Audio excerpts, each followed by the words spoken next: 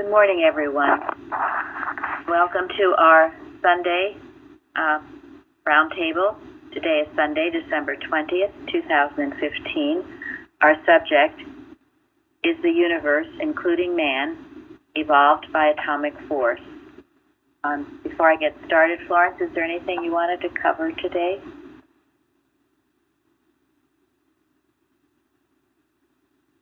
Is there? Florence? I will say as we go along, I'm sure it will. All right. Some of the things that came to thought will come. Okay, thank you. Our golden text is Psalm 19. The heavens declare the glory of God, and the firmament showeth his handiwork. Who would like to comment on that? What does it mean to you?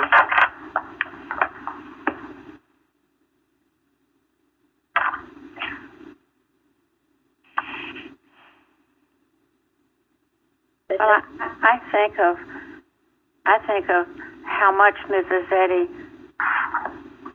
spoke of beauty of the natural world, of the sky and the flowers, everything. She was always seemed to be very aware of the good and beauty around her.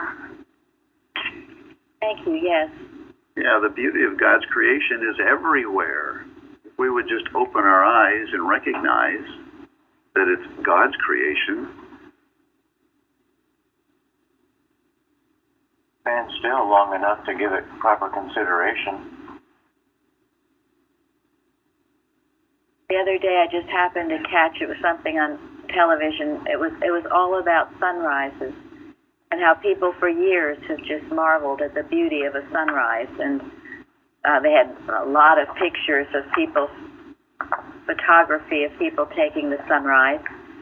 And then they said before there were the cameras, of course, there were the beautiful paintings of sunrise. And no two are alike.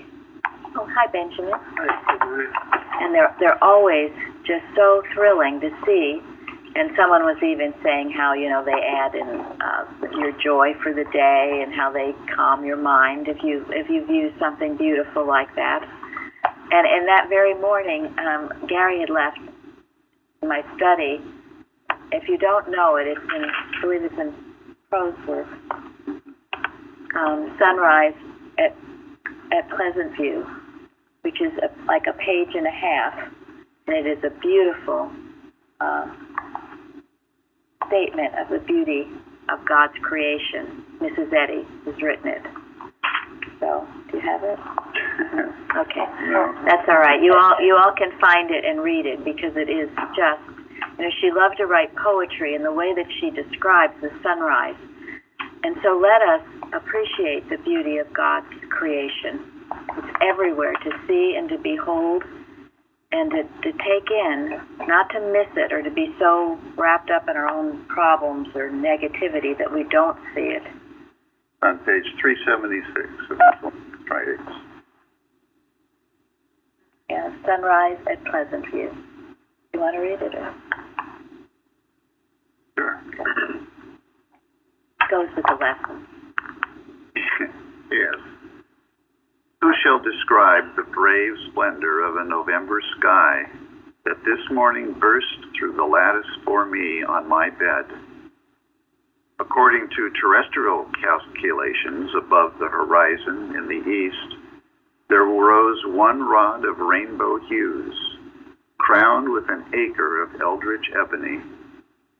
Little by little, this topmost pall, drooping over a deeply dazzling sunlight, softened, grew gray, then gay, and glided into a glory of mottled marbles, fleecy, faint, fairy blue and golden flecks came out on a background of cerulean hue, while the lower lines of light kindled into gold, orange, pink, crimson, violet, and diamond, topaz, opal, garnet, turquoise, and sapphire spangles the gloom in celestial space as with the brightness of his glory.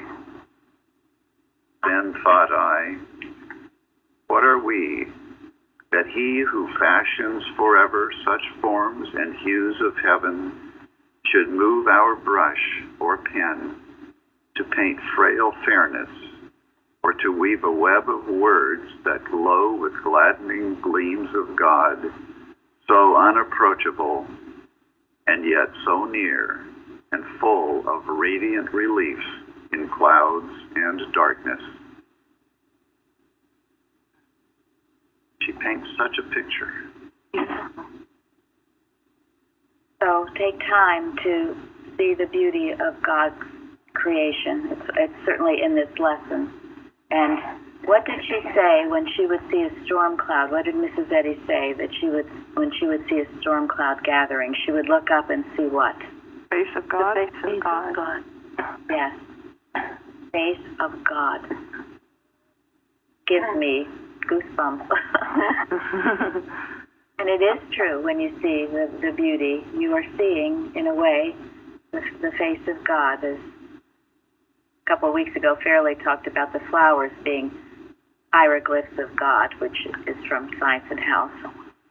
So, and that's what stills the storm. That's what stills the storm. So, it's most important that we are aware of this and grateful for it. It will make your day or break it. There's always beauty to be grateful for. Can I? Go ahead. I was just going to share something. This morning, I was looking out into our garden, and we have several bird feeders, and it was just the most beautiful sight with bluebirds and cardinals, and a couple of different kinds of woodpeckers and chickadees, and they're just so beautiful, and so many more coming and going. And I thought if I didn't look out there, I wouldn't see that beauty. And also, when we focus on the beauty, I was thinking that when you pick up your binoculars and look even closer, you appreciate the detail and more beauty of this beautiful nature, and I was so grateful for it. Yes. It is. Picture that. Go ahead. Picture that Eddie paint is like I was trying to explain to you the other day, Mary Beth, that be beyond what is actually there.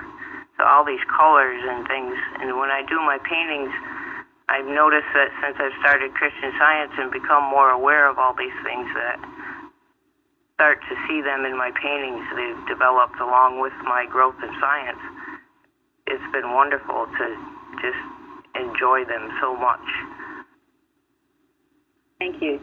Yeah, Luann, you've experienced on our magazine some of her beautiful paintings. And, you know, in order to paint or to write poetry, what I love about it is you do have to take a few moments, or more than a few moments, and really look and see and observe and see the beauty of it, whether you're describing it in words or painting it on a picture or taking a photograph, capturing it. And as we grow, we will also see the finer beauty in the people around us. Yes. Yeah, I was reading a beautiful story today about Mrs. Eddy. She had, I don't know where she was. It might have been her carriage ride or something. But anyway, she saw a woman who was bent over and crippled or in some way. And Mrs. Eddy could not take her gaze off this person. And the one observing Mrs. Eddy, you know, saw in her eyes this incredible love and tenderness for this woman. And the gaze, when Mrs. Eddy, they said when Mrs. Eddy would gaze on you, it would go deep and penetrating. She could see into your soul. She could see what was the real trouble. And anyway, so other people were talking and doing things, but Mrs. Eddy could not stop thinking about this bent over woman. And in a few moments, that woman straightened herself up and was fine. Mrs. Eddy's tender love and seeing that person correctly, it healed her. They have a lot of those cases in the Chicago address. If you remember when Mrs. Eddy was in Chicago, and she gave this so-called spontaneous address. A lot of people were spontaneously healed because of this love that she shared. Yes. Yes, and we should have the same influence wherever we go. I just had the experience yesterday. I was driving in a car with one of my coworkers, and then there was another person who works in our front desk, and then everybody thought she was very tough. She never smiled at people. She never friendly, but she saw me that morning, and she was in her car, and she was very, very happy, very friendly, and then talking to me. So my coworker who was sitting next to me in the car, she was like, I never see her this happy before, so she can actually be this happy. I said, of course. We're always friendly. And secondly, we are Eagles fans, so we talk about Eagles. We give high five whenever Eagles wins, all that stuff. She's a very friendly person. She said, I never knew that. I've been working her for years. I never see her this happy. Then I told my coworker, there's good in everyone. But you just have to see that good for that good to be able to manifest. Thank you. That's good. Thank you. Yeah, you bring it out in people. You either bring it out in people or you see them in a wrong way, and you'll bring that out too. They'll act just according to how you're seeing them. So, go ahead. Also, when I think about my work as an artist, it's always important that the work shows the balance, it shows also the direction.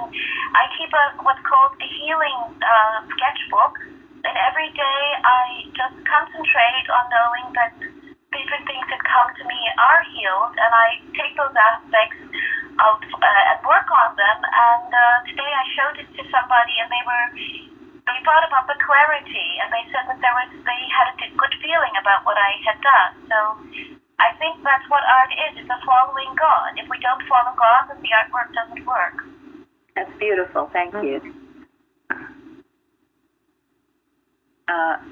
Last night, to go along with this, last night our watch was dealing with present perfection, seeing everyone as Christian Scientists, seeing them as they truly are. And this is the absolute. This is what we must see and know to be true, the present perfection. And Gary wrote something about that on the forum. Oh, yeah. A practitioner once said that whenever I feel an ache or a pain, to take it as a reminder to thank God that I'm spiritual and not material.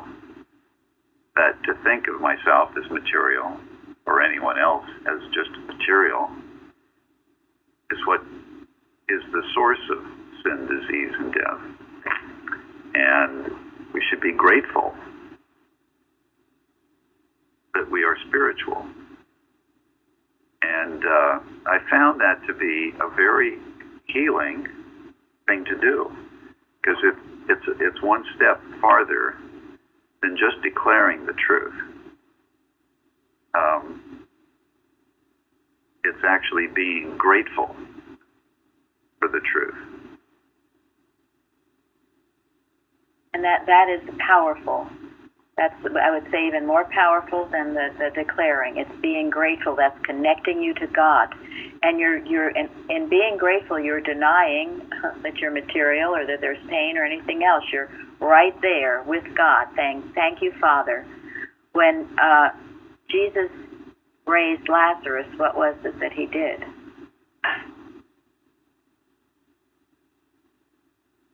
Before Lazarus came out of the tomb, what did Thank God. Did he lift his eyes up and thank God? He did. He thanked God before he saw the evidence of the healing. He thanked God that God always is here to heard his prayer and always will. And it was that recognition, thank you, Linda, of that truth, being grateful for it, that prepared the way for Lazarus to rise up. So remember. No, please, go ahead. No, I was going to say, I think that gratitude really does say that I trust this. I have faith in this truth. And it's, in other words, you're making it your own, as opposed to just saying it. The gratitude really brings it to the heart. That this is what is true about me. That's what I've found. Beautiful, yes. It brings it to the heart. It's not an intellectual reading and declaring, but it's feeling it. So if you're in need of healing, thank God now that it's already come to pass, because in truth it has. There is nothing to change or be healed. In truth, you are perfect now. That is the truth. Just as our watch was expressed last night. Everyone is already Christian scientists. We're not out having this humongous task trying to make everybody into something. God already did it. Behold, it was very good. It also helps us to start with the right principle, which is the perfect God, perfect man. Because otherwise, subtly you're really admitting the error as the real and then trying to heal it with the truth you're declaring. But to start, like Gary, said it on the forum, really makes you start off with the right principle. Then working, you can get the right results. Yes. So work with that. You'll find tremendous results, because instead what most people do, you feel a pain and you dwell on the pain. You say, oh my gosh, isn't this awful? I feel crummy. And you're just in a negative funk. This turns it around. You become a law unto yourself. You're declaring the truth. Very good point. Sometimes I find it helpful just to thank God for life. Thank God that I'm alive. I have something useful and good to do. And then thank God for the truth. That He didn't make anything wrong. That I can count on the truth.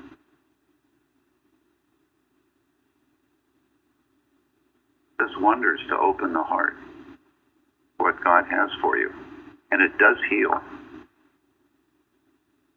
Ask yourself, how often do you do that? I know Elsie, she tells me she does it every morning. She thanks God for life, truth, and love. Because that is being grateful for God. And as Mrs. Eddy brings that out in her chapter on prayer, are you grateful for life, truth, and love? Or are you just, grateful because you have a warm home or you have this or that? I mean, certainly you should be grateful for those things. But first and foremost, we're grateful for God, because He's the giver of all good anyway. And the reason why this does heal is because the laws that govern the universe are moral, spiritual laws. That's why they heal. There's no such thing as a material law. When you see the material evidence or you feel the material evidence, it's a lie.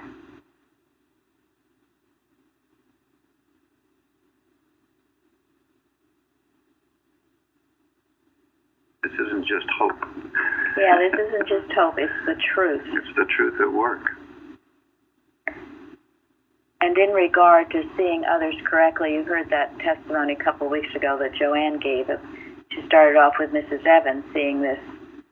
He was a waiter correctly. And at that point, when she first saw him, he was would appear to be, I would say, almost miserable. Certainly very shy. He could hardly talk to you. And then she just loved him. Just as this description of Mrs. Eddy, Mrs. Evans just loved this person. And each time she went to that restaurant, she loved him. And eventually he became a maitre d', he became so poised. As was explained, he had a lovely family. And I don't think this was brought out, was that his name was Shahid. Shahid knew what Mrs. Evans had done for him. He acknowledged it. It wasn't just that we knew, he knew. And he, even when she no longer saw him, every Christmas she would get a Christmas card from him. He knew what she had done. And it was a huge lesson for all of us here to see this example and to carry it forth. Wherever you go, whoever you're speaking with, if it's a clerk or a waiter or waitress, or love them. Do as Mrs. Eddy did. Search their souls. Do as Benjamin just said. He brought out the good in that person, loving them. You know, I sometimes take it a challenge if I ever am dealing with someone who seems negative or down. I say, I'm going to make this person smile. And I figure out a way I'm going to do that. But love them and bring out the good in them. And you will find it will work instantly. And just as Benjamin will say, everyone else, well, that person was so grumpy and awful. How come you saw them that way? Well, that's because he saw them that way. If it's your boss, if it's your husband, whoever it is, turn it around, knowing the truth. Bathe them in God's love. It's really our duty and our privilege. It really is very powerful because when you see it change, it's like, wait a minute. You know, there was a lady in the shop that I used to go to, and this was my very beginnings in Christian Science, and she was always so nasty to me. You know, when I'm going to check out, her face is all, squeezed up, and I was like, what is this that this lady does this? And so I started to avoid her. Every time I would go and there was a line, I would go, do whatever I could to avoid her and go to somebody else. But as I learned, I said, no, I have to change this in my own thinking. I have to see this woman right. And believe me, when I started to do that, she just started to be so nice. So the thing about thought being what is operating, it really brought it home to me that I can change, of course, with the power of God and His presence, I can change the situation in my own thinking. And it was one of my first demonstrations of seeing people right. It brought it home. Wonderful. I think, also, you're not just helping that person become a better person. We also helping ourselves, saving ourselves from sin, because when you're not seeing somebody right, I think that's the greatest sin. You're not doing your part as a child of God. But by doing that, like Florence said, we are not, the person is not the only person getting healed in this situation. We are also in our own salvation too, because if you don't do it, you're getting yourself in trouble. Well, love yourself and love your neighbor. So if I think what was happening as I was thinking more lovingly or more correctly about myself, then I had, I did it for someone else, and the result is it blesses everyone. Yeah, that's a very good point.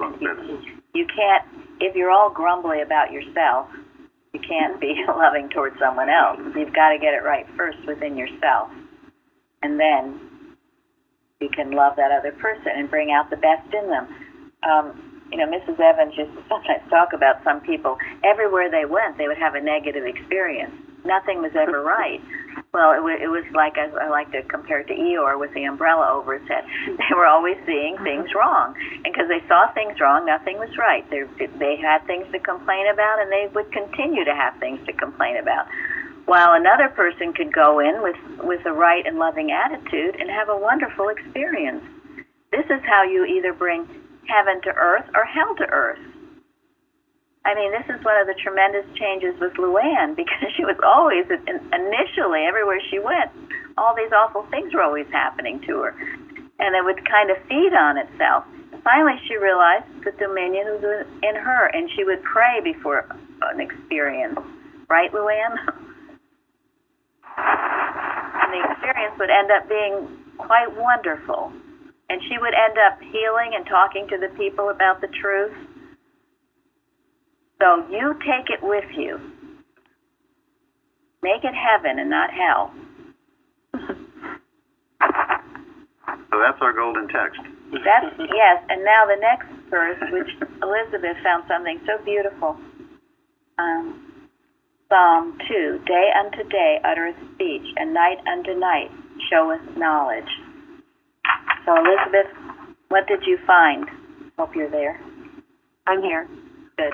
Well, I just thought the word uttereth, I didn't realize it meant so much. And when I looked it up in some of the Bible commentaries, explained that it just means to pour forth copiously as a fountain, abundantly and forcefully. And just that image of just good and God, he's pouring forth his lessons every day, renewing every day with his goodness and power. And I just thought that was just a lovely thought. Thank you. Yeah, she wrote on it in the forum, and it's beautiful. She looked it up in a commentary. And this is what's helpful. You take a simple statement like that you've read a million times, and then you delve into it more deeply, and you find such tremendous meaning. The fact that God is pouring forth his blessings day unto day, and ever new, ever always beautiful and new. But do we go to that fountain every day? Do we expect it? Do we look to it? Or do we just trudge around in the same old ruts we've been in? I mean, God is a good God. He loves us. But we have to turn to him. Spend time with him. You will find it changing your world. It was beautiful. Thank you, Elizabeth, for finding that. I think that's what they say, well, the sun is shining. How much of it do you want? So. Exactly. Are you going to be Eeyore with the cloud over his head, the umbrella, and think it's going to rain, no matter what's going on? Do you go to the well with a little thimble, or do you go with a big pail? Yeah. And so, even in your darkest hour, you can change things by changing your thought. Even if you feel in the depths of despair. Because right there, Mrs. Eddy said, whether the lesson be ever so severe, right there is God's love waiting for you to deliver, to heal, to save, to bless. Right there it is. That love is the only law to your being.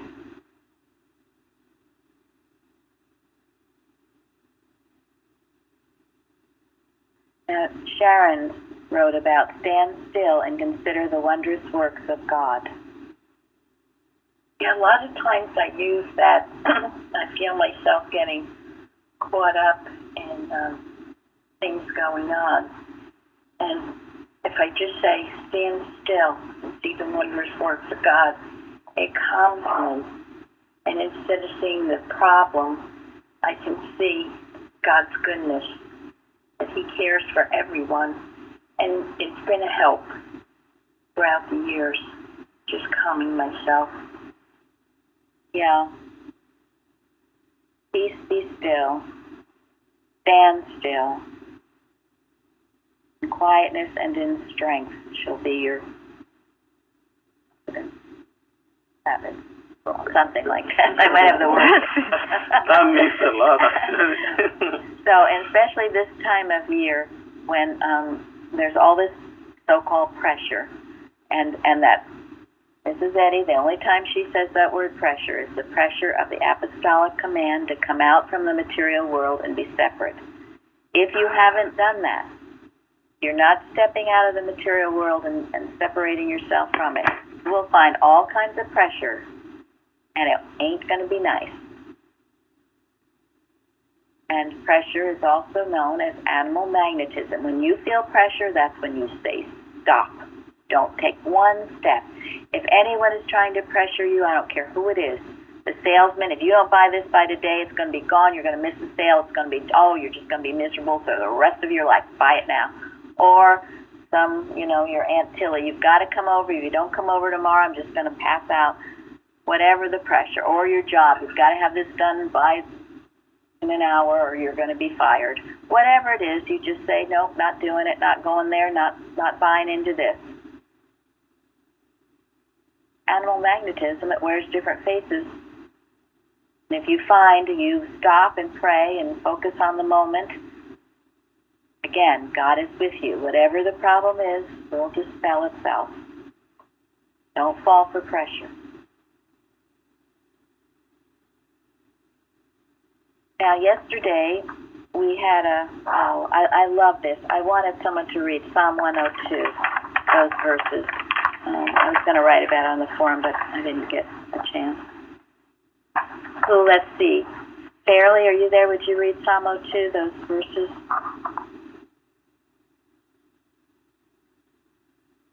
Anybody ready to do it? Yes. The ones that are in the lesson. Yes, thank you.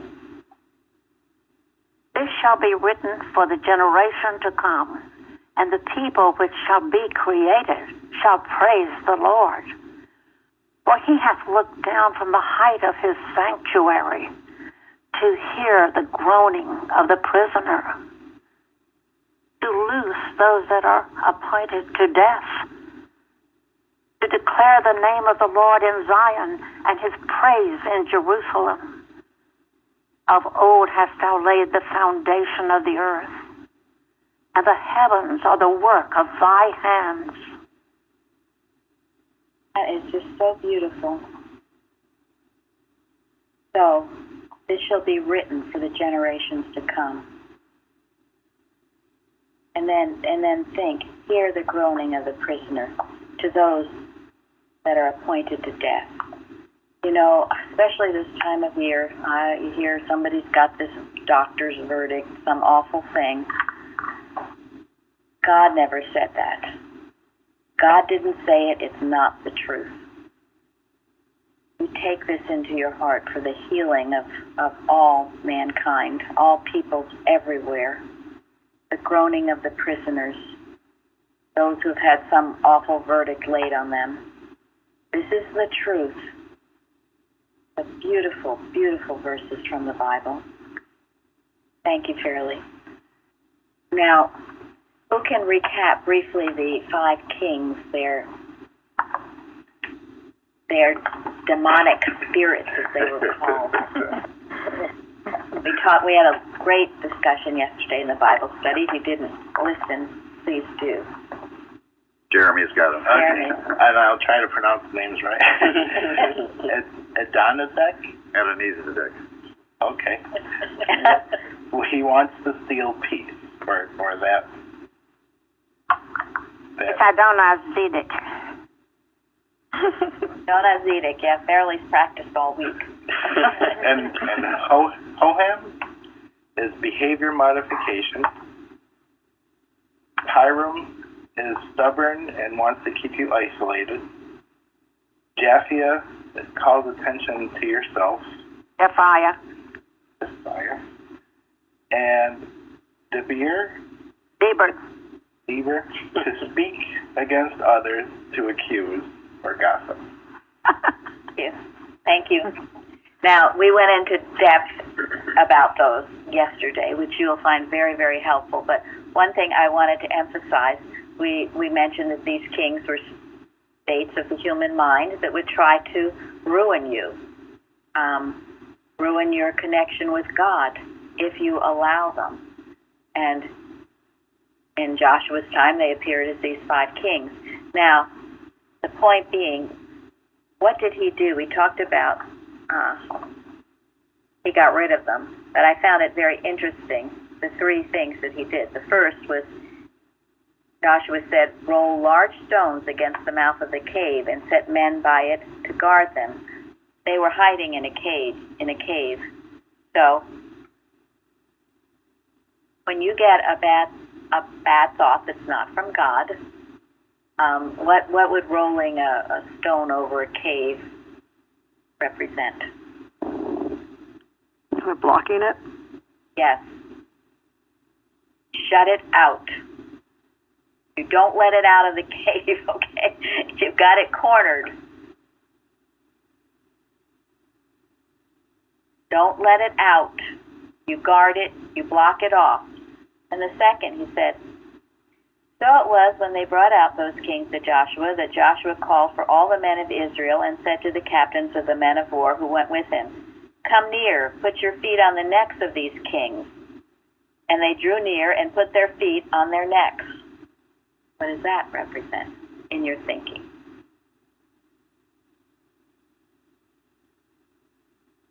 Subjugation. You have authority over them. Yes. Dominion, yeah. Yes. I mean, there are other examples of that, isn't it? Where you Mrs. Eddy says it, I think, too. You put your heel on the serpent. You smack it. Take your heel, you stomp on it. And, of course, that would kill it. But good old Joshua even goes further.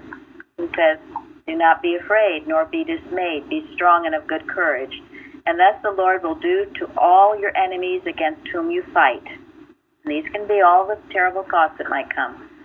And afterward Joshua struck them and killed them and hanged them on 5 trees. And they were hanging on the trees until evening. What does that represent?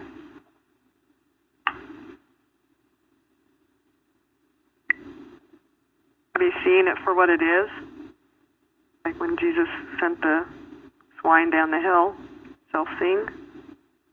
Yeah, that's part of it. But in this instance, what was done to this error? Exposed. It's exposed. It was exposed, but it was also something else. Yes, totally destroyed. Right. Yeah. And that's what happens when you testify on a Wednesday evening about an error that you have overcome and destroyed. When you can testify to it, you've destroyed it.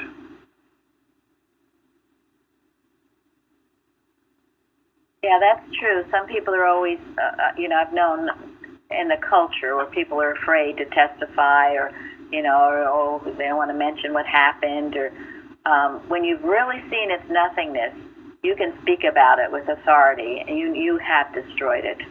Because if you can't, you're still afraid of it, or you're still too proud to admit you had it, or something still is going on. Or you haven't destroyed it. Yeah, you haven't destroyed it. So I know it from my own experience. But the point is, you destroy it. The bad thought, I'll call it a bad thought, that comes to you, you make sure it's destroyed. So how do you destroy it? He hung these people for a whole day. That really worked. Okay, so what do you do mentally to destroy something? Because some of you don't. I keep hearing the same problems over again. We have to hang it in our thought. Yes. So when we expose it, we look at it, and we have to let it go and not let it back in. Yes. We can't open the door to it anymore. Yes. And we do this with humility and also with gratitude that we are able to see through it. Yes. And we thank God. That's right. Good. You have to rip it apart, shred it to bits, and grind it to a powder. Nothing. Right. But just specifically, what do you know? If an error comes to you, you know it has what? No power. No power. No power. Because No it's law, not nothing. God. It has no power, no law, no cause, no substance. That is what Sharon said, is ripping it to pieces. If you don't do that, sweetie pies, it's going to come back. You've got to do that. And you can't say, I don't know how, I'm too weak, I don't know, I'm just a little nothing. You're not a little nothing. What do we read all this stuff for if you're just a little nothing? God gave you dominion. And when you do that, those thoughts will not come back. They're dead. You've hung them out on that tree. You've exposed them. You've put your foot on them. You've shoved them in a cave. They're gone. Edward Kimball says to rejoice when these things come to you, because that means you know how to get rid of them. Yes. You don't have a problem unless the answer is there. It would be impossible. The problem comes because you're ready to meet it. So when you go on and on and on with something, whose fault is it? Wrong. It's your own fault. You're indulging it. Rip it to shreds, and you rip it to shreds by knowing it's not of God, therefore it has no power. It is a belief, part of your belief system that you have been catering to. Get rid of the belief with the understanding of God's all power. And once you do that, as Gary said, you will be able to testify and talk about it with authority. You'll see it as a big, fat nothing. And I know some of you who haven't been experiencing healings, you do look back on your past and think, wow, that once seemed so real, so awful, and now it is like a dream. It never happened.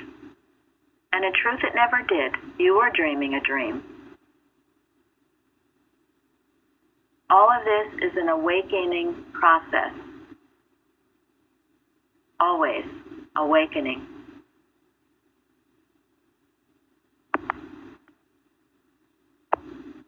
Now, there was one question that we didn't get to. There was a lot of all beautiful things to go over, but anyway. Zari, what was the question? 1 minute. I'll pull it back up.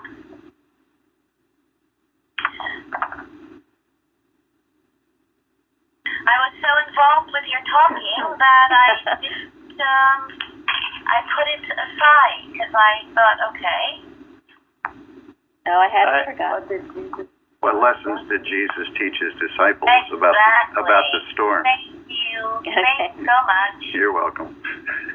Okay, what lessons did Jesus teach his disciples about the storm?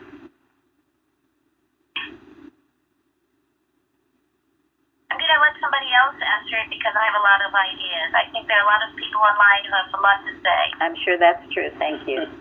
And Sharon is always willing to call on those who haven't stepped up yet. I was thinking that the power of God is in knowing the presence of God always. And Matthew Henry said that when Jesus was asleep in the ship, he was in the helm, which is the pilot's place. He slept, but his heart was awake. Yes. And that brings up something very important that Jeremy wrote about on the forum. Well, I just was fascinated the difference between Christ Jesus sleeping but being able to wake up and instantly dispel the storm and get rid of that, as opposed to in Gethsemane, how the apostles kept falling asleep even though he kept asking them to stay awake and watch with them, and how they were not ready to use truth at all. So this seems like such a contradiction. And what is the difference?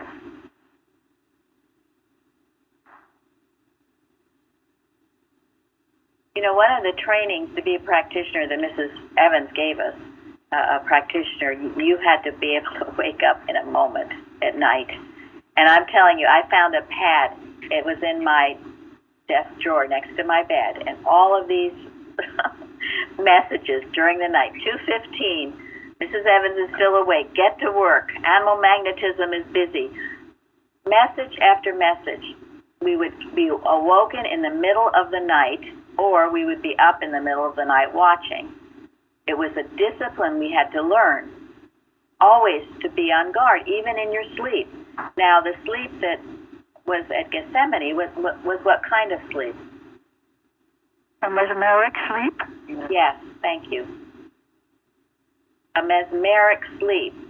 Animal magnetism putting you to sleep. And I know for myself, sometimes during the day you can be awake, but you feel really dopey, right? That's a mesmerism. You have to rouse yourself. Or some people go into a very, very deep sleep, and you can hardly wake them up, as in this case. And I did read recently, and I wish I'd make notes, but I haven't. But anyway, it was that thought that Mrs. Eddy said, that the real sin of that time was really tough to say, but it was the disciples sleeping.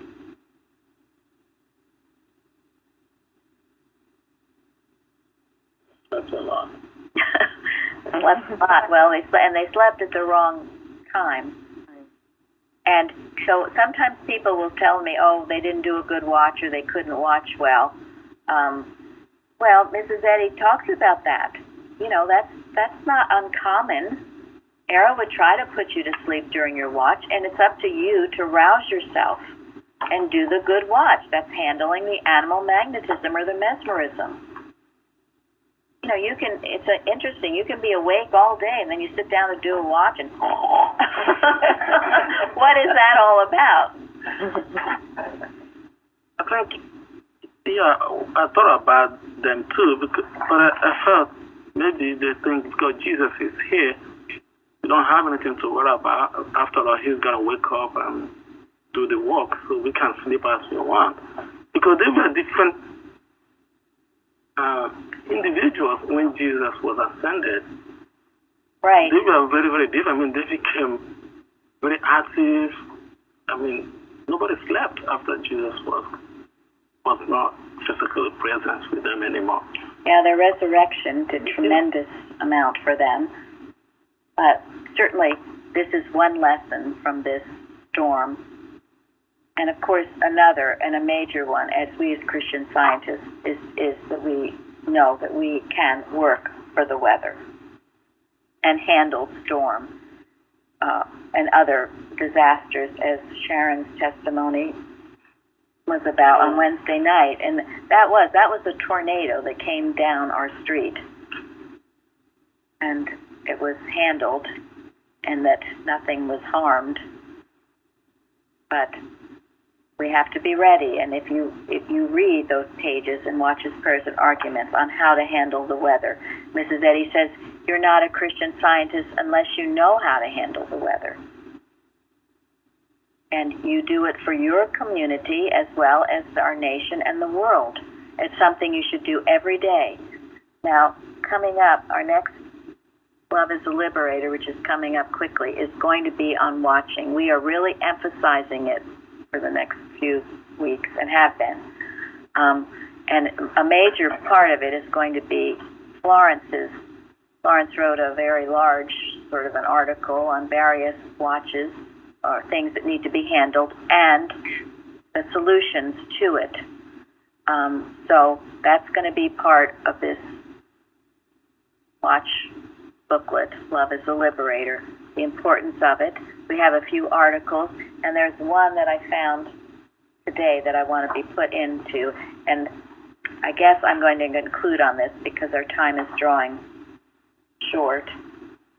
Did have things in miscellaneous writings, but we'll get to that another time. And another thing that I want you to be working with is the Dixon letter. I think at some point we're going to talk about that at the Roundtable. The Dixon letter, it's been on the carousel, it is on our website. It's by Frederick Dixon, and it's one all working scientists should know about. So, anything, Zara, you wanted to add? No, I really think that it's what you talked about, the awakening from this mesmeric, thought that would like to put us to sleep. But I see that so often, and that's what I've been working on also in my healing sketchbook. This is a topic that comes up all the time. Thank you. That's a good idea, healing sketchbook. Some of you might write it, some of it you could draw it, but you are seeing the perfection of mankind, and seeing it is important. Now, this is from a book called The Healer, and it starts on page 171. 3 times a day, Mrs. Eddy took time to work for the cause of Christian Science and for all the world. What evil Mrs. Eddy kept at bay while she was here, we may never fully know or appreciate. James Gilman relates the following on this topic, Recollections of Mary Baker Eddy, page 48. Quote, malicious animal magnetism had been trying all over the land to precipitate evil, leading into all sorts of sin and destruction, seeking to lay its work to Christian scientists. But said she, I have been holding it back. As was mentioned in the beginning of this book, a whole volume could be written on what work Mrs. Eddy did for the world in holding crime and evil in check. Mrs. Eddy once told her household, quote, "If I should be taken from you, the students will have to do a great deal of work for the universal welfare to make up for what I have done," end quote. They say our dear leader went aside 3 times a day to pray for the whole world. Mrs. Mims told me that Mrs. Eddy did not need that anyone should tell her the affairs of the nations, because her spiritual insight was such that she knew the conditions of every court in Europe. The world was her patient, and she knew the needs of her patient. She gave us the Christian Science Monitor, partly to make us world workers. We must know the needs of our patients, the world, and meet them spiritually and daily. So it goes on, but you get the picture. You get the picture what she did, what was done, and what we must do. And we take this work extremely seriously. As you know, a lot is going on in the world today. We're going to have an election of our president in another year, and this work must be done, and it must be done now, and it must be done well. So we will rise to that challenge. We will keep ourselves awake and working and see the present perfection of our world. We'll see it and know it and thus experience it. Thank you. Bell is wrong. We will go Thank forward you all. to a good... Have a great day. Thank you.